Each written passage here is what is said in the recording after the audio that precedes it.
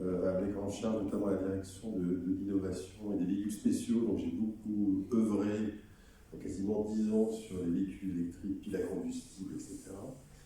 Donc c'était un niveau embryonnaire. Et effectivement, quand on s'est entretenu, et c'était intéressant tout à l'heure de voir qu'on peut remonter effectivement l'histoire d'Alcatel, s'intéresser sur le passé pour se projeter sur le futur, c'est souvent une méthode efficace. Et c'est vrai que Renault Trucks est héritier en fait d'un entrepreneur, de Marius Berlier. En 1899, je ne sais pas s'il y avait des tables rondes à l'époque pour se projeter, mais en même temps, il a été, et c'était une période où on a transformé la mobilité de l'énergie musculaire à l'énergie qu'on connaît aujourd'hui pour l'état de diesel. Donc c'était une vraie rupture technologique. Est-ce qu'ils en avaient conscience à l'époque? Je ne sais pas. Et sur les compétences, peut-être que, en lien avec ce qu'on discute ce matin, il a pu bénéficier de savoir-faire sur le tissage, par exemple, la mise au point d'un métier lissé par rapport à la mise au point d'un moteur diesel. Peut-être que les compétences ont été utiles, sans forcément les construire en amont, mais les réorienter en fonction de son besoin. Ensuite, effectivement, on a eu, depuis les années 90, quasiment toutes les normes Euro 0 jusqu'à Euro 6, et on prépare Euro 7, qui a été des années d'optimisation sur des savoir-faire connus, sur des compétences préparées. On a certainement vécu aussi l'arrivée de l'électronique sur les véhicules, des problématiques de post-traitement, beaucoup plus de chimie par rapport à une culture plutôt mécanique. Et si on se projette sur demain, les accords de Paris en fait sont un véritable déclic, puisqu'en fait une neutralité carbone en 2050. On a pris l'engagement avec Science Based Target d'avoir l'ensemble de notre flotte roulante neutre en carbone, donc ça veut dire que nos véhicules produits en 2040 devront être neutres. Alors c'est soit des biocarburants, et on maintient une technologie qu'on maîtrise, mais surtout et beaucoup une offre électrique, alors soit batterie, soit fuel cell, les deux seront dans le panel en fonction de l'usage. Et 2040, c'est à la fois offrir des produits qui sont neutres carbone, mais c'est aussi produire des véhicules qui sont neutres carbone. Donc je ne sais pas si vous vous rendez compte de ce que ça représente. Ça veut dire c'est faire de l'acier neutre en carbone, créer des batteries, des fuel cells, etc. L'ensemble de la chaîne, l'ensemble de nos fournisseurs devront faire un effort considérable pour que toute l'énergie produite pour fabriquer les composants soit neutre. Donc ce n'est pas que le produit, ça va être aussi toute notre chaîne logistique.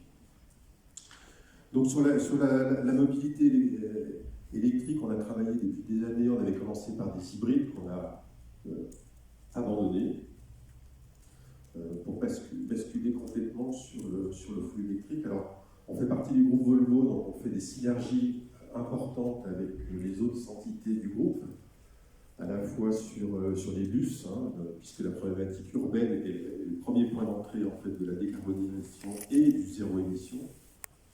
Donc on a fait pas mal de synergies au niveau du groupe.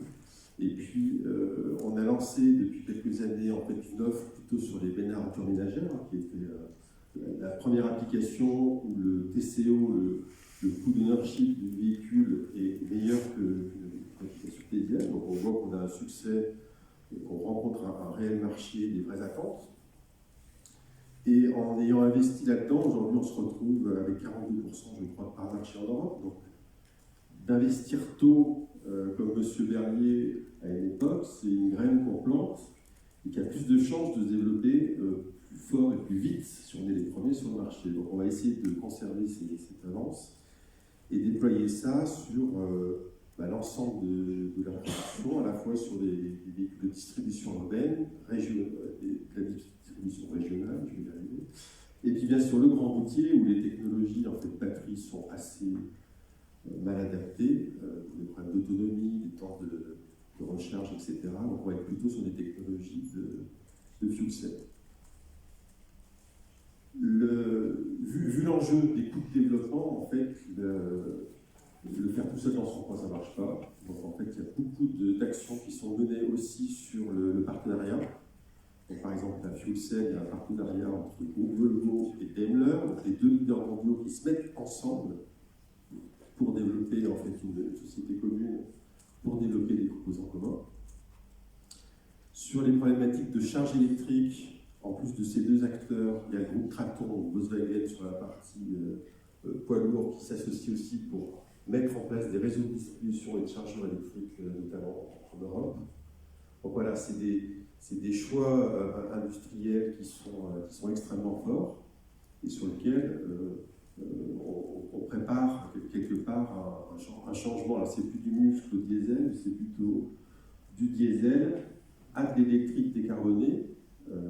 Parce que bon, charger un véhicule électrique en Allemagne avec des centrales à charbon qui produisent le courant, on en parlera peut-être tout à l'heure avec EDF, c'est une catastrophe écologique. Donc il faut bien que toute la chaîne de l'énergie soit cohérente. Voilà, donc en tant qu'industriel, on se prépare à cette transformation-là. On a plutôt pris... on ne subit pas, on est plutôt acteur un peu en avance sur le marché. Dans le cadre du CMQ, donc on intervient avec David Bénèche et on a une responsabilité pour aider quelque part la préparation, parce que bien sûr dans nos recrutements, on a besoin d'accompagner cette transition, à la fois dans l'ingénierie, dans la maintenance des véhicules, dans la façon de vendre le véhicule, dans la façon de produire. Il y a tout un tas de nouveaux métiers qui sont nécessaires de développer. Et en même temps, ce qu'on évoquait ensemble, c'est que la maintenance reste un métier sur l'accueil, sur le diagnostic, sur la gestion des flux de pièces, sur le contrôle du travail, etc. Donc que ce soit un véhicule diesel ou électrique, quelque part, les fondamentaux métiers sont là. Et on peut faire une transition assez simple du métier. Et en même temps, vous utilisez le mot coloration, il y a un petit peu de ça, c'est d'apporter des petites touches nécessaires sur une formation qui permet d'embrasser à la fois ce passé et ces technologies nouvelles.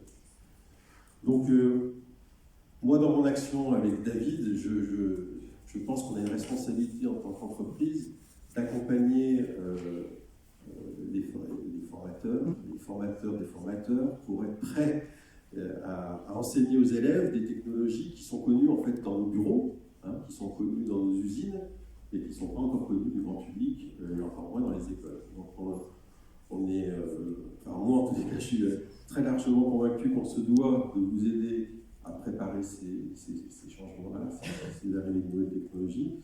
Et donc ça se fait à la fois sur des heures d'expertise, du prêt de matériel, du temps de matériel, des prêts de pistes d'essai, etc. C'est tout un panel de choses sur lesquelles on a répondu à la fois sur le projet PIA 4, alors qui s'appelle Défini mais Remède, et qui sont vraiment de contribution sur cette transformation.